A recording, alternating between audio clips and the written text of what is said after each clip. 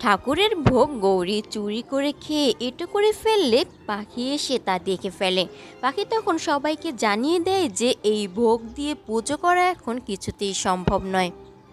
ঠাকুর মশাই পাখিকে 15 মিনিট সময়ের মধ্যে নতুন করে রান্না করে নিয়ে আসতে বললে অরণ্য তাকে হেল্প করাতে তারা তাড়াতাড়ি রান্নাটা শেষ করে ফেলে। এদিকে বাড়ির সবাই চিন্তা করতে থাকে পাখি সময়ের মধ্যে ভোগ রান্না শেষ করতে পারবে তো। আর এরই মধ্যে পাখি তার ভোগ নিয়ে এসে হাজির হয়। পাখি এক এক করে সব খাবার নিয়ে আসতে থাকে। এগুলো দেখে বাড়ির সকলে খুবই খুশি হয়ে যায়। তখন দিদুন বলে, আমি আগে থেকেই জানতাম পাখিমা ঠিক সময়ের মধ্যেই সবটা শেষ করবার পারবো।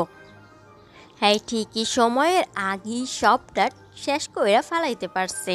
তখন ঠাকুরমশাই বলে, হ্যাঁ, আর একটু যদি লেট হয়ে যেত তাহলে এই পুজোটা আর হয়তো সম্পন্ন করা যেত না, অনেক বড় একটা বিঘ্ন ঘটে যেত। তখন পরমজিৎ হাসতে হাসতে বলে, এই ফাটা পাপড় তো একদম কামাল করে দিল। হ্যাঁ, এরপর দিদুন বলে ওদের দুইজনকে ঠিক করে আসন পেতে বসতে।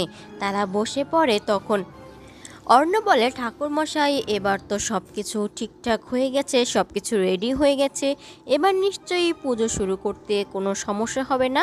ঠাকুরমশাই তখন বলে, হ্যাঁ, এখন পুজোটা ঠিকভাবে শুরু করা যাবে। তখনই সেখানে দেখা যায় একটি লেজার্ড। সেটা কারো চোখে পড়ে না। কেউ একজন সেটাকে হাত দিয়ে তুলে নেয়, কিন্তু হাতটা প্রকৃতপক্ষে কার ছিল সেটা তখন দেখানো হয়নি। গৌরী পাখির উপর ভীষণ রেগেছিল, কিন্তু হাতটা ছিল একজন পুরুষের।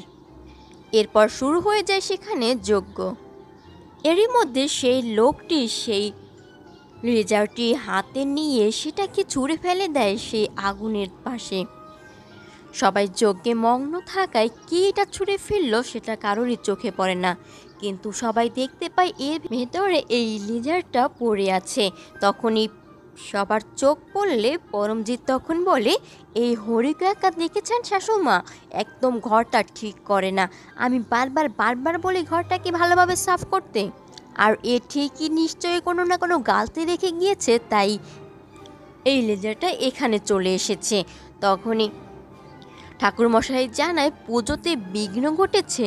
না না না, এটা কি করে হলো? নিশ্চয়ই কোনো অশুভ ছায়া রয়েছে, নিশ্চয়ই কোনো অশুভ লক্ষণ এটা। বারবার এভাবে পুজোতে বিঘ্ন ঘটলে কিভাবে এই পুজোটা সম্পন্ন হবে?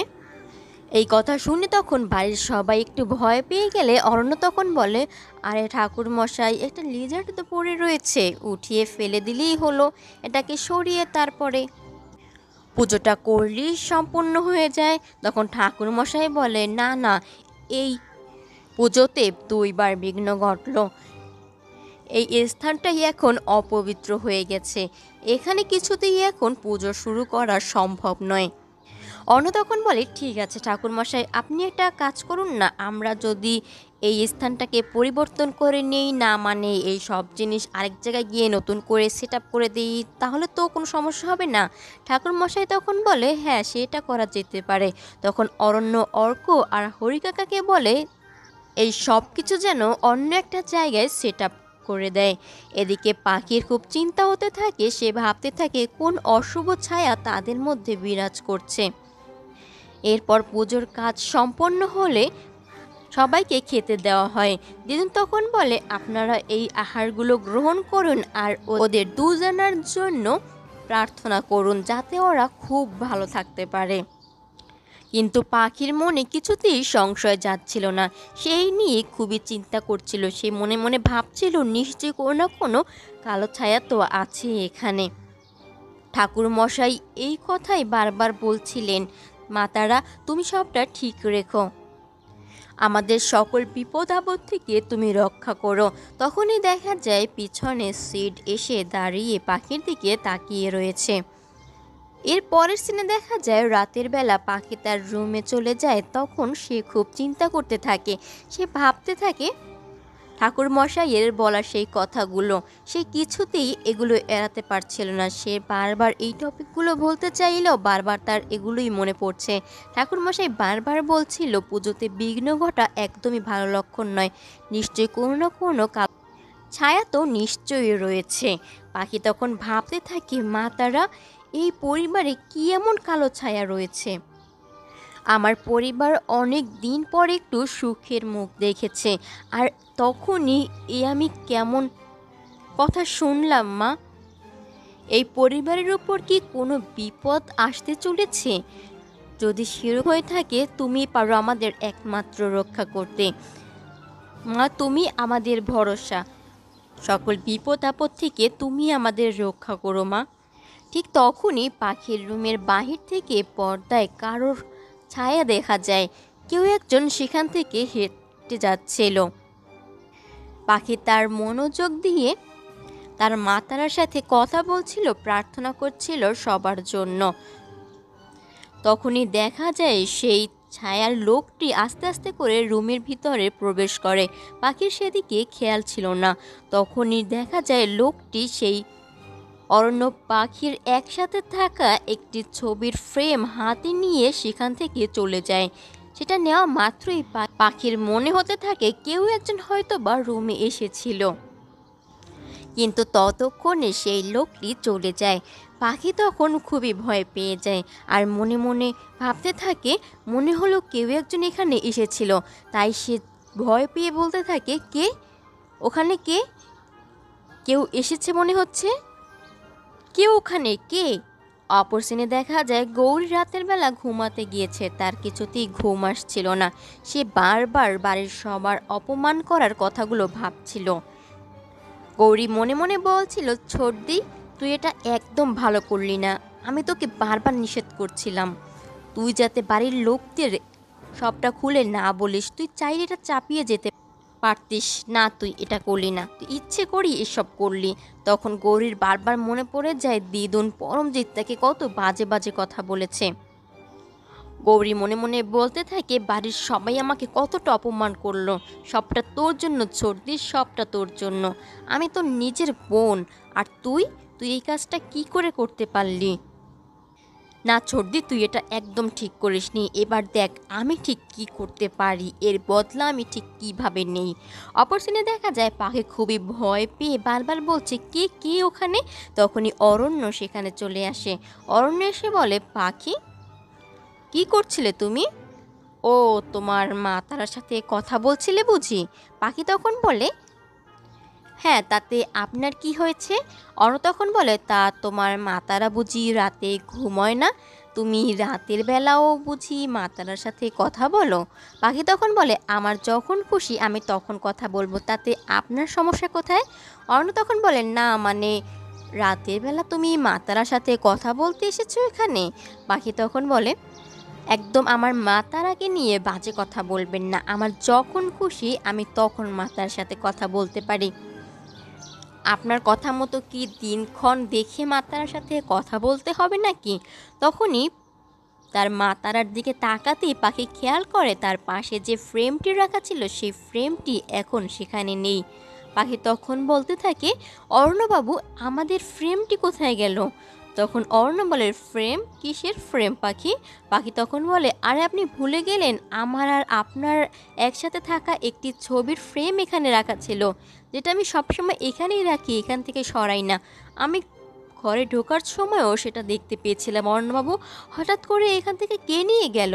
অর্ণ তখন বলে, পাখি, তুমি অযথাই ভাবছো এখান থেকে কে নিয়ে যাবে বলো। আসলে তোমার মাথা থেকে না ঠাকুরমশাইয়ের ওই কথাগুলো কিছুতেই বের হচ্ছে না। খুব চিন্তা করছো তো, তাই তোমার এরকম মনে হচ্ছে। পাখি তখন বলে, না অর্ণবাবু, আমি একদম ভুল বলছি না, ফ্রেমটা আমি সত্যিই দেখেছিলাম। আর এরই মাঝে শেষ হয়ে যায় 712 নম্বর এপিসোড। এর পরবর্তী এপিসোড 713 নম্বর এপিসোডে আমরা দেখতে পাই অরণ্য সুমন বাবুর সাথে কথা বলছিল একটি অত্যন্ত জরুরি ফাইল নিয়ে। এটা খুবই কনফিডেন্সিয়াল ছিল। এই ফাইলটা সুমন যেন অফিসে গিয়ে ভালোভাবে চেক করে নেয়। সুমন তখন বলে ঠিক আছে, সে সবটা ভালো করে চেক করে নিবে, তাদের মিটিং করতে হবে এরপরে। পাখি তখনই সেখানে চলে আসে, ওদের বলা কথাগুলো শুনতে থাকে। পাখি তখন অরণ্যকে বলে খেতে যাওয়ার জন্য সব রেডি হয়ে গেছে। পাখি সুমনকেও বলে সুমনবাবু আপনিও চলুন। সুমনবাবু তখন বলে না না, এসব করার কী দরকার ছিল। পাখি তখন বলে কেন, আপনি কি ভেবেছিলেন সকাল সকাল এসে এভাবে নাস্তা করে চলে যাবেন? না, তা একদমই হবে না। আর আপনি কি নতুন নাকি? আপনি তো অনেক পুরাতন, এ বাড়িতে আপনার আসা যাওয়া রয়েছে, আপনি না খেয়ে কেন যাবেন বলুন তো? অরণ্য পাখিকে বলে দেয় তারা নিচে যাচ্ছে নাস্তা করতে। পাখি যেন ফাইলটা সময় মতো অরণ্যর কাছে দিয়ে দেয়। এদিকে দেখা যায় গৌরী আড়ালে থেকে সবটা দেখছিল ভিতরে কি কথা হচ্ছিল। পাখি তখন দেখতে পাই টেবিলের উপরে ফাইলের পাশে কফির মগ রয়েছে। সে তাড়াতাড়ি করে মগ দুইটি সরিয়ে নেয় আর বলতে থাকে আমি এগুলো তাড়াতাড়ি করে সরিয়ে দিই, তারপর যদি কোনোভাবে ফাইলের উপর পড়ে যায় তখন অর্ণবাবু আমাকেই বকাবকি করতে শুরু করে দিবে। এই বলে পাখি নিচে চলে যায়। পাখি যাওয়া মাত্রই গৌরী লুকিয়ে রুমের ভিতরে প্রবেশ করে। সে ফাইলটা খুলে তাতে তেল ঢালতে শুরু করে দেয় আর বলতে থাকে কিরে ছোটদি, তুই একদম দশভুজা না? তুই একাই সব কিছু সামলাতে পারিস, আর আমি তো কিছুই পারি না। সবাই একদম তোকে খুব ভালোবাসে তাই না? তোকে খুব আদর করে, তোর খুব প্রশংসা করে। এবার দেখ, সবাই যখন অপমান করবে তখন তোর ঠিক কেমন লাগবে। গৌরী তেল ঢেলে পুরো ফাইলটি নষ্ট করে সেখান থেকে লুকিয়ে আস্তে করে বের হয়ে যায়। অপর সিনে দেখা যায় ব্রেকফাস্ট করতে বাড়ির সবাই বসে পড়েছে। পরমজিৎ পিউকে ডেকে বলে তাকে যেন পুরোপুরি 2টি ডিম খেতে দেয়। পিউ এসে খেতে দিয়ে দেয়। তখন হ্যারি নিজের মতো করে ফোন চালাচ্ছিল। অনু তাকে বলে জুসের জগটা দিতে, সে তার মতোই ফোন চালাচ্ছিল আর আরেক হাত দিয়ে জুসের বোতলটি অনুকে এগিয়ে দেয়। সুমন জুস খেতে শুরু করলে পরমজিৎ তখন বলে খাও খাও, বেশি করে খাও। আমাকে তো দেখছো না, আমি এইটুকু খাচ্ছি, আমি তো একটু ডায়েটে আছি তাই একটু কম কম খাচ্ছি, আর এমনি সময় তো আমি আরও অনেকখানি খেয়ে ফেলতে পারি। সুমন তখন হাসি মুখে বলতে থাকে হ্যাঁ সমস্যা নেই, আমি খাচ্ছি। তখন পরমজিৎ বলে এইটুকু খাবারে তো আমার কিছুই হয় না, আমি তো একটু ডায়েটে আছি তাই এই খাবার খাচ্ছি, না হলে তো পুরো একদম ফাটিয়ে খেতে পারতাম। খাও খাও, সুন্দর করে খাও। অর্ক তখন বলে মা তোমার কাছে এইটুকু খাবার খুব কম খাবার, ডায়েট খাবার হয়ে গেল। অরণ্য সেখানে ফোন আনতে ভুলে যায়, তখন পাখিকে বলে উপর থেকে নিয়ে আসতে। পাখি আনতে যাবে তখনই গৌরীর সাথে তার ধাক্কা লেগে যায়। পাখি তখন বলে কী রে গৌরী, তুই এত জোরে দৌড়াচ্ছিলি কেন? কি হয়েছে তোর, কোথায় গিয়েছিলি? তখন গৌরী বলে সব প্রশ্নের উত্তর কি তোকে দিতে হবে সব সময় ছোটদি? এই বলে গৌরী সেখান থেকে চলে যায়। পাখি তখন ফোন আনতে চলে গেলে দেখতে পায় ফাইলে পুরো তেল পড়ে আছে, টেবিলটাও পুরো তেলে ভরে আছে। তখন পাখি খুবই ভয় পেয়ে যায়। ফাইলটি ধরে দেখে পুরো ফাইলটি নষ্ট হয়ে গেছে। তার মনে পড়ে যায় অরণ্য আর সুমনবাবুর বলা সেই কথাগুলো। পাখি মনে মনে ভাবতে থাকে এই ফাইলটা তো মনে হয় অনেক ইম্পর্টেন্ট ফাইল ছিল, এবার আমি কি করব? অরণ্য নিচে খাবার খেতে বসে অর্ক আর হ্যারির সাথে অফিসের বিভিন্ন কথাবার্তা বলছে। সুমনকে বলে দিচ্ছিল ফাইলটা যেন গিয়ে ভালোভাবে চেক করে নেয়। পাখি নিচে চলে আসলে অর্ণ তাকে বলে কই পাখি, ফোনটা নিয়ে এসেছো? এবার একটা কাজ করো, ফাইলটা একটু কষ্ট করে নিয়ে আসো। গৌরী আড়ালে দাঁড়িয়ে সবটা দেখতে থাকে আর মনে মনে ভাবতে থাকে ছোটদি, এবারে তুই বুঝবি সবাই অপমান করলে ঠিক কেমন লাগে। পাখি সেই ফাইলটা আগেই নিয়ে এসেছিল অরণ্যকে দেখানোর জন্য। অরণ্য ফাইলটি হাতে নিয়েই দেখতে পায় সেটা পুরোই তেলে ভিজানো। অরণ্য পৃষ্ঠা উল্টিয়ে দেখে সবটাই নষ্ট হয়ে গেছে। অর্ণ তখন রেগে গিয়ে বলে পাখি এগুলো কি করে হলো? পাখি তখন বলে আমি জানি না অরণ্যবাবু। অর্ণ তখন রেগে গিয়ে বলে তুমি জানো না মানে? এগুলো তো আমি তোমার দায়িত্বে দিয়েছিলাম, তোমাকে বলেছিলাম সময় মতো আমার হাতে দিতে, আর এটা কি করে হলো? এতটা ইরেসপন্সিবল হলে কিভাবে হবে বলো তো? পাখি তখন বলে অর্ণবাবু আমার কথাটা তো আগে শুনুন। অর্ণ তখন বলে ঠিক আছে বাদ দাও। এই বলে সে সুমনকে বলে এর কোনো ব্যাকআপ আগে থেকে রাখা আছে কিনা। সুমন তখন জানায়, হ্যাঁ আমার কাছে তো কিছু ব্যাকআপ আগে থেকেই রাখা ছিল। অনু তখন বলে, ঠিক আছে, তাহলে যত দ্রুত সম্ভব অফিসে গিয়ে ব্যাকআপ থেকে এই ফাইলটি নতুন করে আবার তৈরি করতে হবে। সুমন তখন বলে, ঠিক আছে, কোনো সমস্যা হবে না, আমি হাফ অ্যান আওয়ারের মধ্যে সবটা রেডি করে নিয়ে আসব, তারপর সবটা চেক করে নিব। পাখি আবারও অরণ্যকে কিছু বলতে যাবে, কিন্তু অরণ্য কথা না শুনে সেখান থেকে উঠে চলে যায়। এদিকে গৌরী মনে মনে ভাবতে থাকে, এবার বোঝ, সবাই অপমান করলে ঠিক কেমন লাগে। এবার ঠিক হয়েছে ছোটদি, একদম ঠিক হয়েছে। অপর সিনে দেখা যায় গৌরী গৌরী সবাইকে চা দিচ্ছিল। তখনই দিদুন বলে, পাখিমা, হ্যাঁ কই, হ্যাঁ তোর নাস্তা খাইতে আইলো না, কই হ্যাঁ। অনু তখন বলে, পাখি বোধ হয় তার রুমে রয়েছে। অনুর মা তখন বলে, মেয়েটার বোধ হয় মনটা ভালো নেই, আসলে সকালের কথাগুলো মনে হয় কিছুতেই ভুলতে পারছিল না। তখন অনু বলে, হ্যাঁ তাই বোধ হয়, পাখির হয়তো মনটা ভালো নেই, তাই হয়তো বের হয়নি। এদিকে গৌরী একটু দূরে গিয়ে একা একা হাসতে থাকে। অপরদিকে দেখা যায় পিউ আর তার শাশুড়ি চলে এসেছে। পরমজিৎ খুবই রেগেছিল পিউয়ের ওপর, এসে বলতে থাকে, এই মেয়েটা আমাকে পুরো শেষ করে দিল, আমার চুলের কি দশা করেছে, আমি কি করতে বলেছিলাম আর এই মেয়েটা আমাকে কি করে দিয়েছে, পার্লারের লোককে কি বলেছে, আর পার্লারের সেই লোক আমার চুল কি করে দিয়েছে, ইচ্ছে করে করেছে, আসলে এ আমাকে জেলাস করে না। এদিকে গৌরী এগুলো দেখে হাসতে থাকে। পিউ বারবার বলতে থাকে, মা বিশ্বাস করুন আমি এগুলো করতে বলিনি, আমি তো বলেছিলাম জাস্ট শ্যাম্পু করে চুলটাকে একটু স্ট্রেট করে ঠিক করে দিতে, বিশেষ করুন মা, আমি এরকমটা একদম বলিনি। তখনই গৌরী খেয়াল করে পরমজিতের ব্যাগ থেকে শ্যাম্পুর বোতল থেকে শ্যাম্পু একটু একটু করে পড়ছিল। তখনই গৌরী সেখানে এসে বলে, দেখো তো এটা কি, এটা এখানে কি পড়ছে। পরমজিৎ তখনই সেটা বের করে আর বলে, একটা তো একদম নষ্ট হয়ে গেল। পিউ তখন সেটা হাতে নিয়ে বলে, এইটা এটা কেন মা, আমি তো আপনাকে এটা নিতে বলিনি, আমি তো অন্য একটা নিতে বলেছিলাম, আপনি এটা দিয়েছিলেন নাকি, এটা লাগাতে বলেছিলেন নাকি। তখনই অনু সেটা হাতে নিয়ে বলে, মামি তুমি এটা কি করেছো, এটা কেন লাগাতে বলেছো, এটা তো তোমাকে একদমই স্যুট করে না, আর এটা দিয়ে করলে তো চুলের এই অবস্থা হবেই। তখন পরমজিৎ বলে, আমি কি করেছি, ওটার থেকে তো এটা অনেক ভালো। না না না, আমি তো অন্য একটাই বলেছিলাম, ওই পার্লার থেকেই তো কি করেছিল। পরমজিৎ লজ্জা পেয়ে সেখান থেকে চলে যায়। আর পরমজিতের এই কাহিনী দেখে বাড়ির সবাই তখন হাসতে থাকে। তখনই পাখিও নিচে চলে আসে, সে গৌরীর দিকে ভালোভাবে খেয়াল করে দেখে গৌরীর শাড়ির আঁচলে অনেক তেল পড়ে রয়েছে। তাই পাখি গৌরীকে ডেকে বলে, গৌরী আমার সাথে একটু আয় তো। তখন গৌরী বলে, কেন, আমি তোর সাথে কেন যাব, আমি তোর সাথে একদমই যেতে পারবো না, আমার এখন অন্য কাজ আছে। এই কথা শুনে পাখি তখন গৌরীর হাত ধরে টানতে টানতে বলে, তোকে বলেছি না আমার সাথে আয়, আয় দিকে আয়। এই বলে গৌরীর সাথে নিয়ে বাগানের দিকে চলে যায়।